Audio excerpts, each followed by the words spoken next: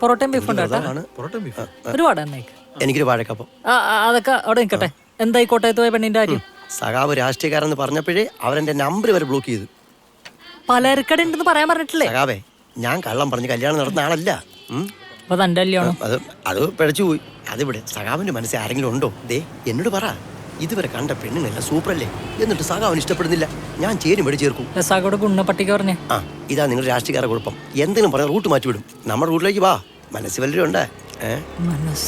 മനസ്സില് ഇത് കുറെ ഉണ്ടല്ലോ. ആ കൂട്ടത്തിൽ എന്റെ മൂളും ഉണ്ടല്ലോ. അതിലേതാ സഖാവേ? വേഗം ചെല്ലു, അസംബ്ലി തുടങ്ങാറായി. വടയുടെ കാശ് പട്ടിലിരിക്കും.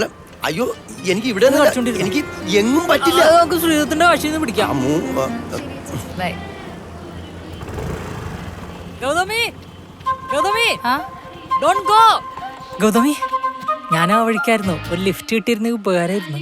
ആർക്കുപകാരം? എനിക്ക് ഉപകാരമായിരുന്നു. സഖാവേ, ഓസാനത് KSRTC അല്ലേ കേട്ടോ. ഗൗതമി, ഞാൻ സംയമനം പാലിച്ച് ബാക്കിലിരുന്നോളാം. No touchings.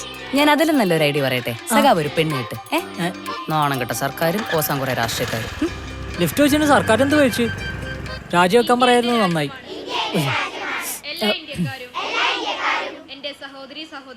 ഇതാണ് എന്റെ ഇന്ത്യ. ഞാൻ സ്വപ്നം കണ്ട ഇന്ത്യ. ഇത് കാരണമാണോ പെണ്ണ് കിട്ടാത്തത്? അത് സഖാവ് നല്ല രീതിയിൽ നോക്കാഞ്ഞിട്ടാ. ഇതെപ്പറ്റി ലോട്ടി കച്ചവടം എങ്ങനെ സുഖമായിട്ട് പോകണ്ടല്ലേ? അപ്പൊ ആ കാര്യം നോക്കിയാ പോരെ? പോയി വിട്ടോ. നിക്ക് എന്താ സഖാവേ? നിങ്ങളോടല്ല, അവിടെ പറഞ്ഞതാണ്. വെറുതെ മനുഷ്യനെ കൊതിപ്പിച്ച്. ലിഫ്റ്റ്. എന്റെ പൊന്നു സഖാവേ, ഇപ്പൊ പിന്നെ ഇരിക്കുന്ന ആൾക്ക് ഹെൽമെറ്റ് നിർബന്ധം ഇല്ല. എന്റെ ലൈസൻസ് പോവും. സഖാവ് നടന്നങ്ങ് പോയച്ചാ മതി.